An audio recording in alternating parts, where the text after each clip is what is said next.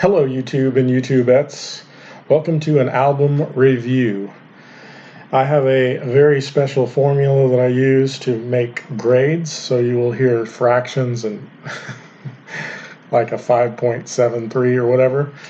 I won't give that away, but in this video I would like to review the Kid A album by Radiohead. This album came out on October 2nd, 2000. The members are Tom York, Colin Greenwood, Johnny Greenwood, Ed O'Brien, and Philip Selway. This was released by Parlophone and Capitol Records, and it was produced by Nigel Godrich. Now, my history with Radiohead started because I had a bunch of friends that were really into Radiohead back in the 90s, and I wasn't as into it at the time. And then I remember, my brother was into Pablo Honey and the Bends, and then he got really into OK Computer, and that's like my friends were all into OK Computer. And the first time I heard it, I didn't really care for it that much. I was into a lot of psychedelic music from the 60s and kind of the experimental kind of bands from like Elephant Six Record Company and that kind of thing in the 90s. So it was a different kind of creative than I was used to. Sometime later, a friend of mine was on guitar playing the guitar part for No Surprises. And I was like, that's pretty cool. What's that from? And they said, oh, it's from Radiohead, the song No Surprises. And so I was like, okay, well, I'll give that another chance. So I went back and listened to it again. And of course, loved that song, No Surprises. But Paranoid Android, for some reason I didn't get that the first time, really blew me away. So I kind of became a Radiohead fan, but I wasn't blown away by the whole album, maybe half the songs. But then this album, Kid A, came out. And the first time I heard it, I was blown away. There was no singles, there was no music videos, and very few interviews and photo shoots for this album. This was one of the first major acts to promote its album using the internet. So that's kind of interesting. This was back in the year 2000, and it did very, very, very well. In fact, #1 in some places. But still, to this day, it seems that OK Computer gets the most, in terms of Radiohead albums, gets the most attention. But personally, Kid A, along with Amnesiac, which was recorded around the same time, a lot of outtakes were, and Amnesiac came out shortly after this one. These are my two favorite albums. I've always said Kid A is my favorite Radiohead album because that was the first one I got into, and I love the opening track and all that. Sometimes you think of the opening track when you think of an album. But when I go through Amnesiac, I probably like more of the songs. So eventually I'll review that as well. The cover was done by artists Stanley Donwood and Tom York. Tom York being the singer and member of Radiohead. It looks like snowy mountains, ice under a night sky, sort of computerized graphic style. And I think it fits with the music very well. Less guitars and more synthesizers and computerized sounds. In fact, I think I read somewhere that they thought about making an album with no guitars, and I don't think that's the case, but there's a lot more like synthesizers and different sounds in this album. And the guitars are less prominent than in their past albums. I do enjoy this album cover. I think it promotes it well. The art inside the album is also very strange, but I give it a 9 out of 10 for the album cover. All the songs were written by Radiohead, that is the 5 members of the album, except for one track, and I'll get to that in a little bit. Now on to the songs.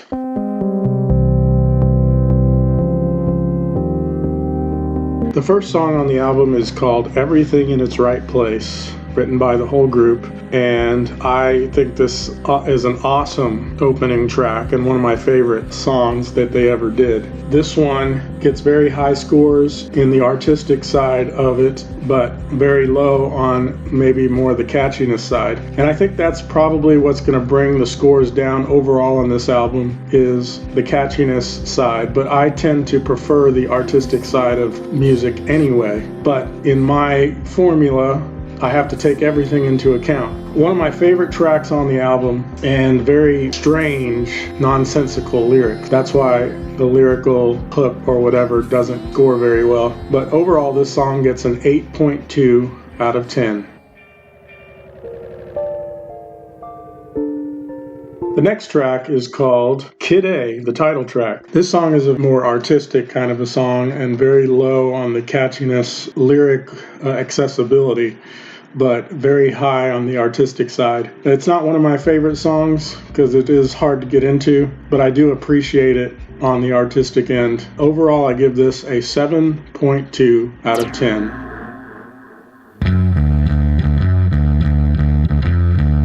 The next track is probably one of my favorite, if not my favorite, on the album. It's called The National Anthem, and this song is very catchy and also kind of a jazzy artistic side to it. Across the board, it gets high scores in my formula, with the exception of lyrical accessibility, but it doesn't keep it from getting below a 9 out of 10. I give it exactly a 9.0 out of 10.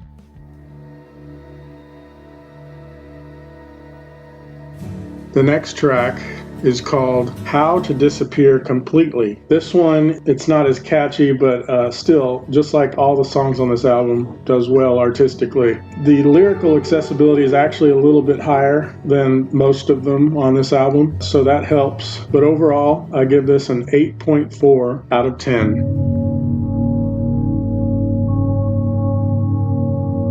Number 5 is Tree Fingers, and this one is an instrumental. It's not one of my favorites. I mean, it is artistic, so I appreciate that, but it's the lowest number, well, second lowest on music catchiness, so that kind of brings it down a bit. There's no lyrics in this song. Overall, I give it a 6.0 out of 10.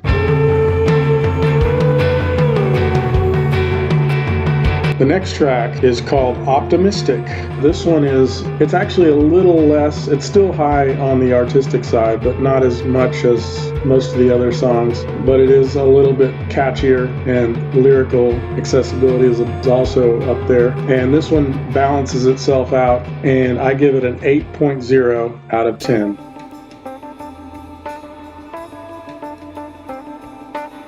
Next song is called In Limbo. This one is also strong across the board. It's pretty much equal to Optimistic in terms of my scoring, except the music does a little bit better. And so I give this song an 8.4 out of 10.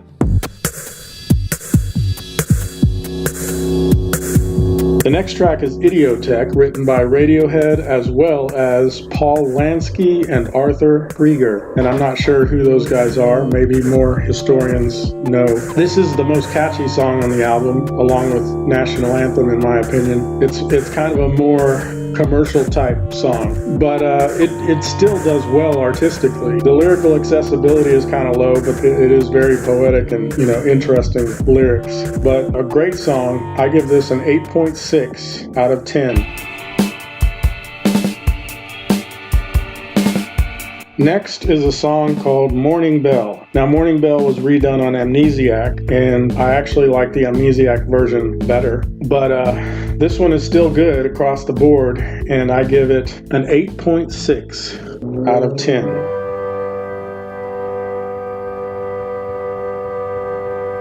Finally, track 10, it's called Motion Picture Soundtrack, as well as a hidden track. And I was kind of debating, I did those separately, but I'll go ahead and talk about them together. High across the board artistically and in terms of creativity. Lyrically, it's a little lower. I gave track 10 an 8.8, and then the hidden track a 6.0.